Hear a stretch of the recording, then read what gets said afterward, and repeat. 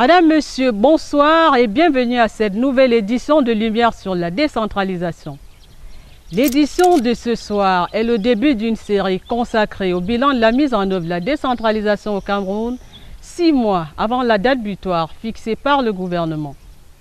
Jean-Simon Ongola, député de la Nation et ancien maire de Yaoundé 7, sera notre invité.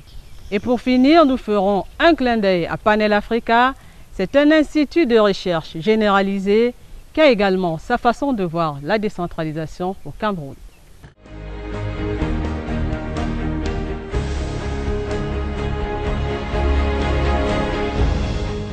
Une fois de plus, bonsoir.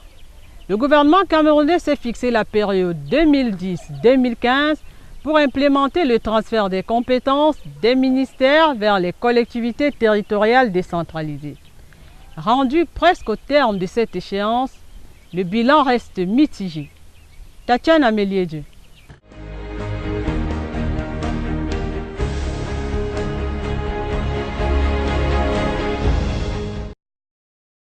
Le gouvernement camerounais s'est engagé depuis 2010 dans la mise en œuvre du processus de décentralisation. Pourtant, rendu à la dernière année de l'échéance fixée pour ce transfert des compétences, la décentralisation pour bon nombre progresse lentement. En ce qui concerne les mécanismes de transfert de compétences et de moyens d'action, je crois que les plus hautes autorités se sont déjà prononcées dessus. Elle évolue, mais à pas lent. Pas parce qu'il n'y a pas de volonté politique, mais parce qu'il y a des pesanteurs qui parfois viennent des individus. Il y a un certain nombre de ministères qui aujourd'hui continuent de traîner le pas.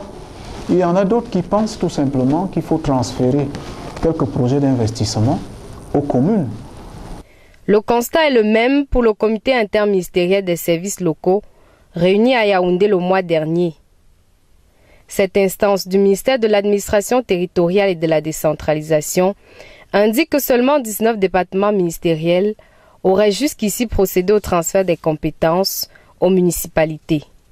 La décentralisation, tel que son nom l'indique, est un processus. Ce n'est pas une fin en soi, ce n'est pas un stade final.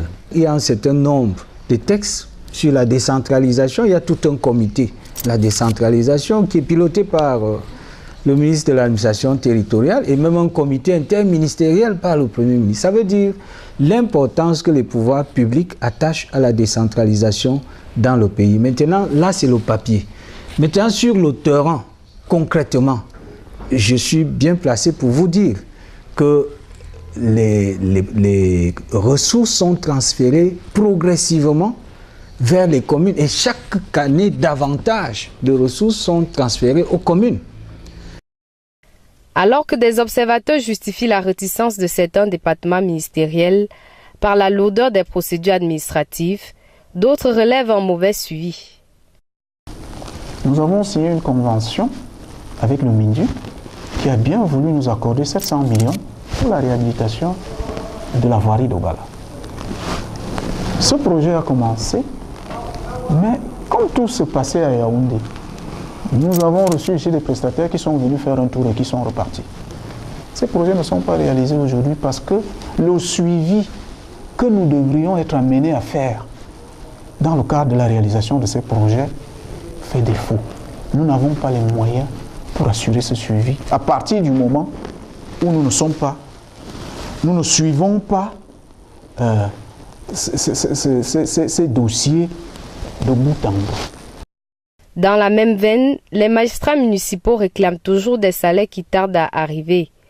Malgré l'appui financier du Fonds spécial d'équipement et d'intervention intercommunale FECOM et d'autres partenaires au développement, les communes éprouvent toujours encore du mal à décoller. L'échéance pour le transfert des compétences étant fixée pour décembre 2015, les exécutifs communaux espèrent vivement entrer en possession de leur pouvoir.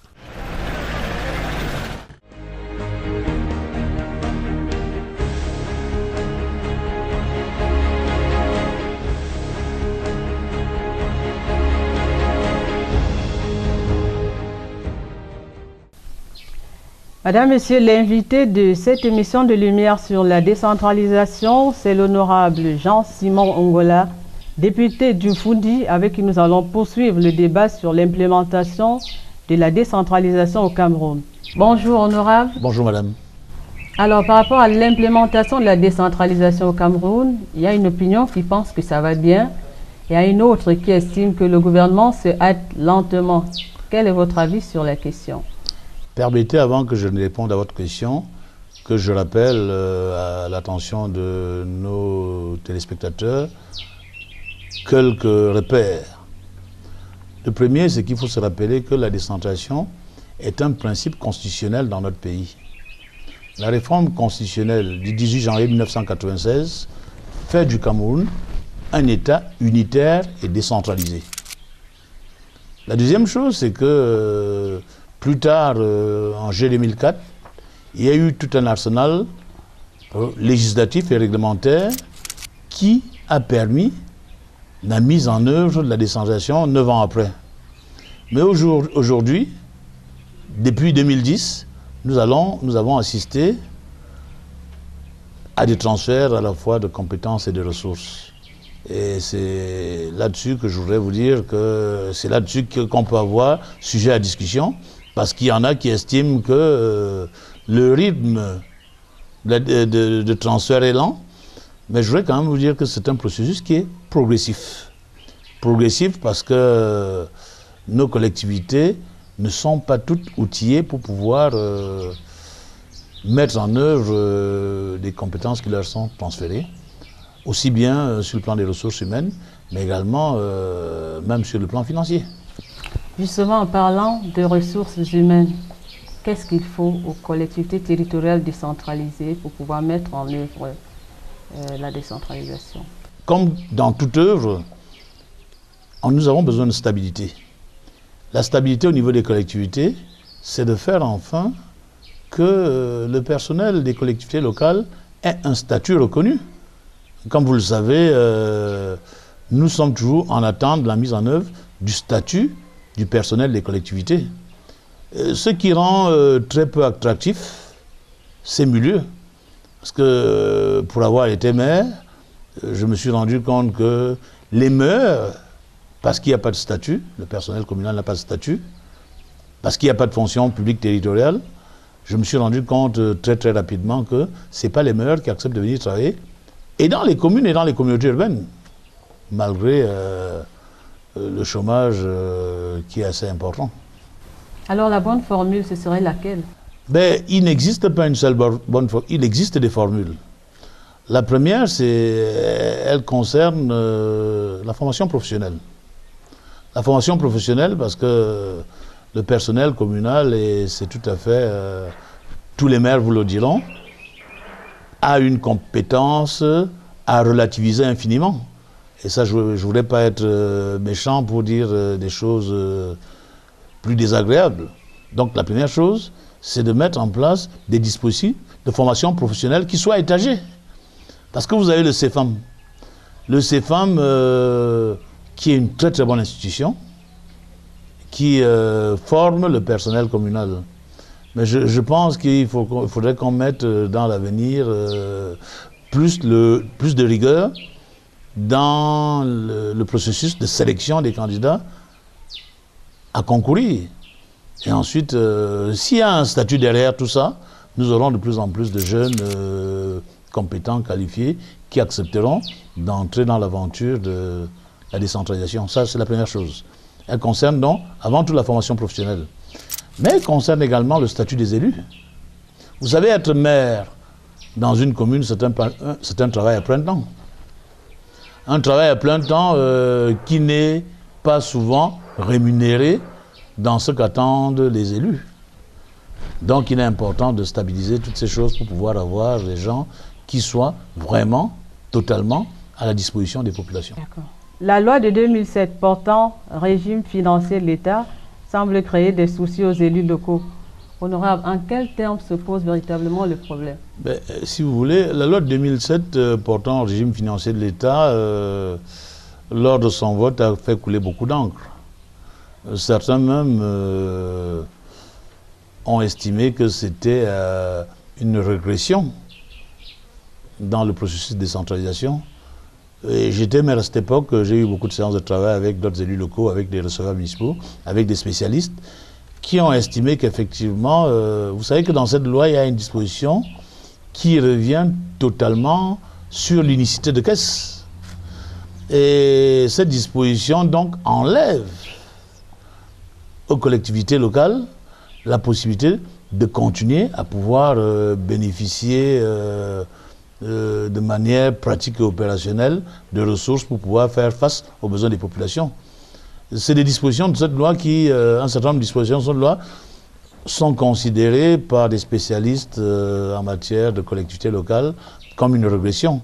Et je pense que cette loi, si nous voulons continuer à marcher vers la décentralisation, devrait être révisitée sur un certain nombre d'aspects, notamment en ce qui concerne la place des collectivités. Justement, vous êtes député de la Nation. Est-ce qu'au niveau de l'Assemblée nationale, on ne se penche pas sur la question? Au niveau de l'Assemblée nationale, la question se pose entre élus. Et je pense qu'il y a un certain nombre de groupes d'élus. Nous avons la chance d'avoir à l'Assemblée des élus qui ont été également de hauts responsables au niveau communal sur le plan financier et qui sont aujourd'hui à l'Assemblée. Je pense qu'avec ces élus, nous avons eu des discussions et nous continuons à en avoir. Nous allons certainement, au niveau de notre groupe, présenter une proposition qui permette qu'on puisse revisiter un certain nombre d'aspects de cette loi. La loi de 2004 qui parle de la décentralisation donne également une place importante aux populations, justement en parlant de participation des populations dans la gestion des municipalités. Est-ce qu'elles sont vraiment impliquées? La loi du 22 juillet 2004 qui a mis en place donc, tout un arsenal à la fois législatif et réglementaire concernant la décentralisation est une loi qui donne de nombreuses marges de manœuvre, qui a donné de nouvelles marges de manœuvre aux élus locaux. Mais seulement, je prends un exemple, parce qu'il faut avoir une certaine dimension pour pouvoir faire un certain nombre de travaux ou engager un certain nombre de projets. Il a été ouvert à cette époque, cette loi, prévoit la mise en place de ce qu'on a appelé les syndicats des communes. Les syndicats des communes donnent la possibilité aux communes de se mettre ensemble, de mutualiser à la fois leurs ressources et leur personnel pour pouvoir ensemble mettre dans un territoire donné un certain nombre de projets au bénéfice des populations. Ça, c'est une avancée importante. Mais si cette avancée est importante, encore faut-il que les élus sachent eux-mêmes qu'il est important de se mettre ensemble. Je voudrais le dire d'expérience, je me réjouis aujourd'hui, j'étais de ceux qui ont mis en place, je suis de ceux qui ont mis en place le syndicat des communes du Mfundi. Nous avons eu certes la chance d'avoir le président des communes et villes unies du Cameroun, M. Andjé, qui comprenait très très bien la nécessité et l'importance de mettre en place ce syndicat. Nous avons eu d'autres élus également qui nous ont suivis, mais nous avons eu des élus qui ont été très très réticents. Aujourd'hui, le syndicat des communes du Mfundi est mis en place et tout le monde est content qu'il soit là parce qu'ils ont enfin compris que se mettre ensemble, se mutualiser un certain nombre d'efforts, de ressources, permet de pouvoir avancer. Donc ça c'est un aspect qui est une avancée incontestable de la loi de 2004. Mais il y a aussi des lacunes, il y a des déficits. Cette loi, je l'ai lue un nombre incalculable de fois et nulle part elle ne consacre la participation citoyenne dans la vie locale. Et ça, c'est un déficit qui est très très important parce que les populations ont le droit et le devoir de participer à la vie locale. Et que si cette loi, j'avais essayé de mettre en place dans le temps des conseils de quartier, je vois des maires qui essaient de mettre en place des comités de développement locaux, mais tout ceci n'est pas habillé par un arsenal juridique solide. Tout ceci peut s'écrouler comme un château de cartes. Donc il est important qu'on puisse, dans cette loi, envisager de consacrer la participation citoyenne dans la vie locale. À vous écouter, honorable, toutes les réserves que vous émettez, on a finalement l'impression que la décentralisation ou sa mise en œuvre ressemble à une improvisation. Non, je ne vous laisserai pas dire ça. Je vous dis tout simplement que la décentralisation, c'est un processus qui se met en place de manière très très progressive. Évidemment, nous pouvons poser le problème que pose le rythme de la progression. Est-ce que la progression est lente? Est-ce qu'elle est rapide? Est-ce qu'elle est moyenne? C'est parce que c'est ce rythme de la progression qui fait en sorte que des élus se posent des problèmes, que les populations se posent des problèmes. Et vous avez un certain nombre de compétences, de ressources financières, de compétences qui ont été transférées. Mais lorsque vous rencontrez le citoyen lambda, il a l'impression que rien ne se fait dans le domaine. Et de toute façon, que les choix qui sont faits ne sont pas des choix qui sont issus des attentes et des aspirations des populations. Alors, on devrait peut-être parler du Sénat avec ses réserves, avec ce rythme plus ou moins lent, le Sénat. Mais je pense que la mise en place du Sénat est une réelle chance et un réel coup d'accélérateur à la progression de la décentralisation. Vous savez bien que le Sénat est avant tout la chambre des collectivités territoriales. Et de ce fait, le fait que nous ayons au Sénat des personnalités souvent à l'expérience, au charisme, à la sagesse, nous pensons que les sénateurs, et je me réjouis que dans la région du Centre, les sénateurs aient pris à bras le corps leur responsabilité, celle de faire bouger les choses au niveau des collectivités. Nous sommes à 6 mois de la fin du transfert des compétences selon les délais donnés par le gouvernement. Nous avons encore une dizaine de ministères qui n'ont pas encore achevé leur transfert de compétences. Devrait-on parler d'incompétence à ce niveau? Devrait-on parler de résistance? Non, je ne pense pas qu'il y ait des résistances. Il y a de réelles préoccupations en ce qui concerne la mise en œuvre de ces compétences sur le terrain. Prenez un exemple. Autant il est facile de transférer des compétences sur les domaines sociaux, autant il me semble sur des domaines sociaux, sur des secteurs comme le secteur de l'agriculture, autant il est difficile lorsqu'il s'agit de transférer des compétences. Par exemple, sur le plan de la santé, on transfère à une collectivité les compétences sur le plan de la santé. Elles sont là, les compétences. Mais je pense que les communes ne sont pas encore suffisamment outillées pour pouvoir mettre en place des screenings qui leur permettent de recruter et des infirmiers et des médecins. C'est au niveau du ministère que le transfert n'est pas achevé. Ben, les ministères sont conscients du fait que même si on faisait les transferts, ça ne servirait à rien parce que sur le terrain, on n'a pas les ressources nécessaires sur le plan humain, sur le plan des compétences, sur le plan des qualifications qui puissent répondre aux attentes des populations. Ça, c'est clair. Je ne veux pas être complètement sombre. Ne soyons pas complètement sombres. Mais je veux également dire que sur bien des territoires, nous avons eu de vraies réussites. Hein. Je vous prends l'exemple du Mbam, où l'ensemble des communes, sur la base des lois de la décentralisation, sur la base des textes qui existent, ont pu mettre ensemble, ont mutualisé les ressources, et avec la coopération décentralisée, avec nos partenaires extérieurs qu'il faudrait saluer, parce que je ne pourrais pas finir mon propos ici ce soir avec vous sans rendre hommage à nos partenaires extérieurs, GTZ, la coopération française, qui accompagne ce processus depuis le départ. Mais je voudrais également saluer le travail que fait au quotidien le président Émile Andjé dans les communes et villes unies du Cameroun, qui fait un travail extraordinaire, qui n'est pas souvent connu du grand public, mais qui est un travail qui fait avancer les choses. Alors au final, c'est-à-dire que si on devait parler de mise en œuvre effective de la décentralisation, on devrait encore attendre 5 ans, 10 ans pour que tout soit parfait. La décentralisation est en marche. Elle est en marche à son rythme. Elle connaît ses difficultés, mais il y a aussi quelques success stories. Merci honorable d'avoir bien voulu répondre aux questions de Lumière sur la décentralisation. Merci madame d'avoir appelé un ancien élu local comme moi à cette émission. Je voudrais tout simplement conclure en vous disant que la décentralisation est une chance pour le Cameroun. Nous devons la saisir.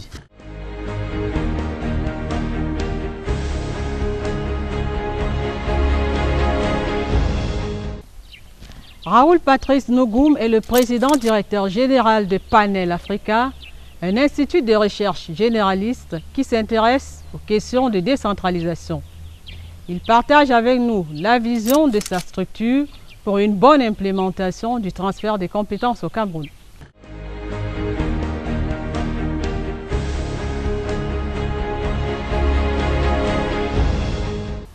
Alors, je vais donc vous répondre en disant que nous avons lancé un programme de recherche par le développement participatif. Et Panel Africa s'inscrit sur le territoire national comme un expert qui apporte des solutions concrètes au développement des localités. Bon, qu'est-ce que nous apportons concrètement? Nous apportons une vision de la recherche qui est une vision d'abord interactive, parce que nous allons créer des panels de collectivités, n'est-ce pas, territoriales décentralisées. Donc pour permettre qu'il y ait une action prospective de la recherche qui intervienne dans le cadre, n'est-ce pas, d'une autonomie naturelle, pour mettre dans un fichier les ressources à fort potentiel des différentes communes sur le plan humain et sur le plan naturel. Ce que nous faisons est très simple, c'est-à-dire nous, n'est-ce pas, déposons nos valises au niveau des localités et de concert avec les maires, de concert avec les chefs traditionnels, naturellement sous l'égide des ministères de tutelle, nous lançons des actions de recherche et nous comptons, n'est-ce pas, sur les partenaires d'appui au développement pour financer ce que nous faisons. Et ces actions de recherche vont permettre de mettre en place ce que nous appelons le plan directeur de développement. Et le plan directeur de développement pourra aider non seulement des grands acteurs comme le PNDP et des plus grands acteurs, n'est-ce pas, comme le MINPAT, et aussi des grands partenaires d'appui qui sont des grandes ONG et des grandes institutions mondiales, à mieux accompagner, n'est-ce pas, la dynamique au niveau de la décentralisation sur le plan des communes urbaines ou bien des communes périurbaines et des communes, n'est-ce pas, ruraux, et sur le plan même d'une vision, n'est-ce pas, traditionnaliste qui est portée par les chefs traditionnels. Alors, Panel Africa aujourd'hui est engagé dans cette vision du Cameroun émergent, n'est-ce pas, du président de la République. Mais je voudrais préciser que il n'y aura pas un Cameroun émergent sans une recherche qui pose le cadre du Cameroun, n'est-ce pas, de ce Cameroun émergent à travers des modèles, à travers, n'est-ce pas, des données et à travers une visibilité rationnelle de ce que nous allons faire. Et je précise aussi que, je le dis souvent, avant d'être un chercheur, il faut être un penseur. Donc nous, aujourd'hui, avons une approche multidisciplinaire de la recherche parce que nous savons que les problématiques qui sont sur l'ensemble des circonscriptions sont des problématiques complexes.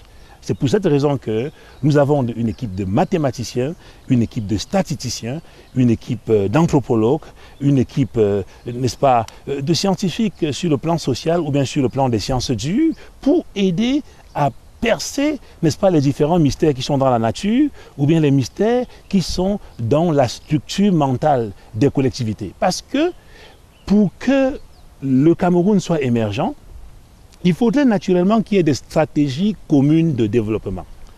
Alors, c'est vrai que la loi, n'est-ce pas, fixe le cadre, n'est-ce pas, le cadre opérationnel de la décentralisation, mais il faut faire attention parce que la recherche doit pouvoir être la boussole et n'est-ce pas, la recherche doit pouvoir montrer naturellement c'est-à-dire que les visées possibles, les objectifs réels, c'est-à-dire que qui traduisent cet héritage qui fera de nous un Cameroun émergent à l'horizon 2035, comme l'a dit le chef de l'État.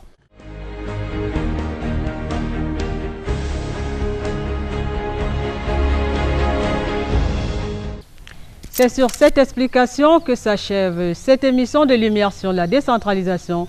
Madame, Monsieur, ça a été un plaisir d'être avec vous. Rendez-vous dans 2 semaines pour une nouvelle édition. Bonsoir.